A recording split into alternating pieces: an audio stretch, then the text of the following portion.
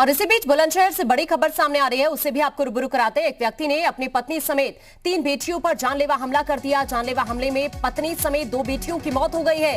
हालांकि एक बेटी गंभीर रूप से घायल बताई जा रही है, जिन्हें फिलहाल हायर सेंटर रेफर कर दिया गया है। पत्नी और बेटियों के चरित्र पर शक करने के चलते इस शख्स ने इस वारदात को अंजाम दिया। शिकारपुर इलाके की ये घटना बताई जा रही है। ये बड़ी खबर है इस वक्त बुलंदशहर से आपकी टीवी स्क्रीन पर।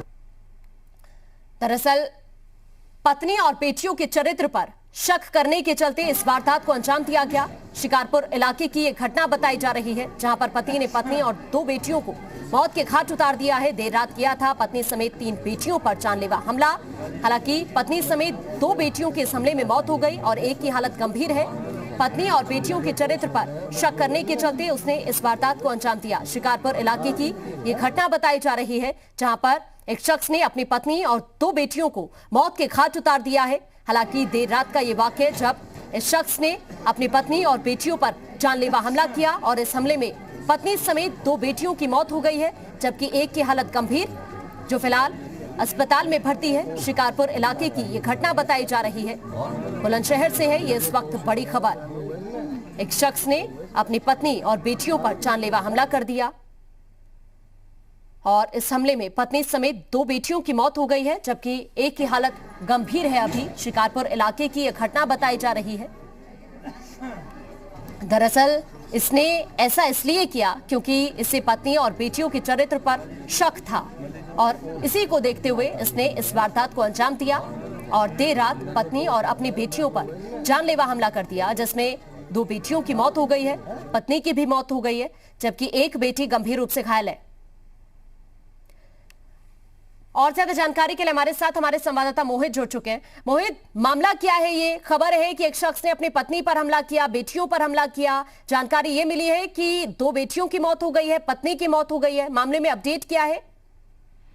जी बिल्कुल, बीती रात की घटना है जिसमें एक सईद मेंटल नाम के 60 वर्षीय व्यक्ति ने अपनी पत्नी और बेटियों पर हथौड़े से जानलेवा हमला कर दिया। इस जानलेवा हमले में सईद की पत्नी समेत 2 बेटियों की मौके पर मौत हो गई थी। वहीं एक घायल बेटी को गंभीर घायल हालात में जिला अस्पताल में भर्ती कराया गया है। फिलहाल उसका इलाज चल रहा है। फिलहाल जो बात के सामने ही है, उसमें जो पुलिस के साक्ष्य मिले उसके आधार पर सईद अपनी बेटी और अपनी पत्नी पर लगातार उनके चरित्र को लेकर शक करता था, जिसकी वजह से अक्सर घर में झगड़े होते थे और बीती रात सईद ने हथौड़े से वार कर अपनी पत्नी समेत अपनी 2 बेटियों को मौत के घाट उतार दिया। जी, इस मामले में पुलिस की तरफ से क्या कुछ कहा जा रहा है?